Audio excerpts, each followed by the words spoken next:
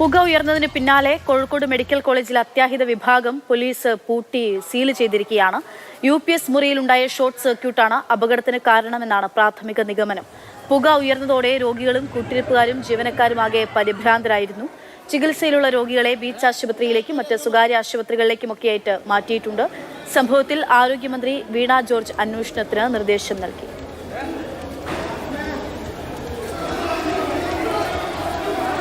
Rahul KV വിവരങ്ങളുമായി ചേരുകയാണ്. രാഹുൽ, ഏറ്റവും ഒടുവിൽ ഇപ്പോൾ ടി സിദ്ദിഖ് MLA പറഞ്ഞ കാര്യമാണ് അത്യന്തം ഗൗരവതരമാണ്. അദ്ദേഹം പറയുന്ന 3 പേരും മരിച്ചെന്നുള്ളതാണ്.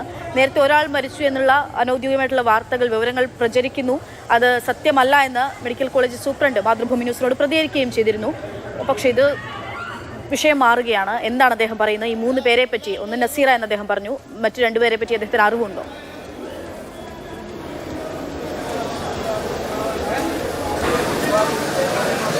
പക്ഷേ അത് കൽപ്പറ്റ MLA ആയ ടി സിദ്ദിഖ് പറഞ്ഞതാണ്. പക്ഷെ അക്കാര്യം ഔദ്യോഗികമായി സ്ഥിരീകരിക്കാൻ ആശുപത്രി അധികൃതരോ അല്ലെങ്കിൽ ജില്ലാ കലക്ടറോ തയ്യാറായിട്ടില്ല എന്നുള്ളതാണ്. ഒന്ന്, ടി സിദ്ദീഖിൻ്റെ തന്നെ മണ്ഡലത്തിൽ നിന്നുള്ള വയനാട് കോട്ടപ്പടി സ്വദേശിയായ 44-കാരിയാണ്. ഇവിടെ വെന്റിലേറ്റർ സഹായത്തിൽ ചികിത്സയിലായിരുന്നു.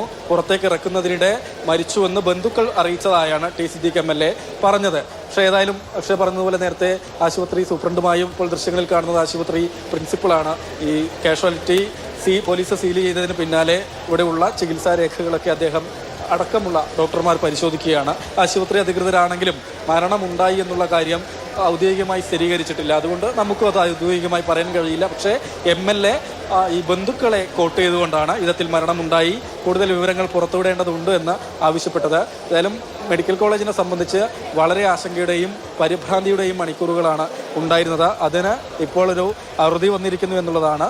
ഈ രേഖകളൊക്കെ ഇവിടെ ഉണ്ടായിരുന്ന ആളുകളുടെ ചികിത്സാ രേഖകൾ, ഇവിടെ നിന്ന് 34 പേരാണ് നിലവിൽ പുറത്തെ ആശുപത്രികളിൽ ചികിത്സയിലുള്ളത്. 12 പേർ ബീച്ച് ജനറൽ ആശുപത്രിയിലും ബാക്കിയുള്ള ആളുകൾ സ്വകാര്യ ആശുപത്രികളിലുമായാണ് ചികിത്സയിലുള്ളത്. ആംബുലൻസുകൾ നഗരത്തിലെ ആശുപത്രികളിലേക്ക് കുതിച്ചു പായുകയായിരുന്നു എന്നുള്ളതാണ്. ഒപ്പം തന്നെയാണ് ഈ പുക ഇങ്ങനെ ഉയർന്ന്, പ്രത്യേകിച്ചും ഈ ഗ്രൗണ്ട് ഫ്ലോറിലും പിന്നെ 1ാം നിലയിലുമാണ് കൂടുതലായി പുക ഉയർന്നു നിന്നത്. ആളുകൾ ആദ്യമേ തന്നെ പുറത്തേക്ക് ഓടി രക്ഷപ്പെടുകയാണ് ഉണ്ടായിരുന്നത്. ബാക്കി രോഗികളെ ആശുപത്രി ജീവനക്കാർ, കൂടുതലായി വന്ന സന്നദ്ധ പ്രവർത്തകർ, പോലീസ്, ഫയർഫോഴ്സും ഒക്കെ ചേർന്നുകൊണ്ടാണ് പുറത്തേക്ക് മാറ്റിയത്. ഈ കാഷ്വാലിറ്റിയിൽ നിന്ന് ഏകദേശം 2 വർഷം മുൻപാണ് പുതിയ കാഷ്വാലിറ്റിയുടെ ഉദ്ഘാടനം നടന്നത്. ഇവിടെ നിന്ന് മെഡിക്കൽ കോളേജിൻ്റെ പഴയ ബ്ലോക്കിലേക്ക് സ്കൈ വോക്ക് സംവിധാനമുണ്ട്. അതുവഴിയിലൂടെയാണ് കൂടുതൽ രോഗികളെയും മാറ്റിയിരുന്നത്. പ്രത്യേക സജ്ജീകരണം ഏതായാലും മെഡിക്കൽ കോളേജിൽ പൂർത്തിയാക്കിയതാണ്. അവിടെയാണ്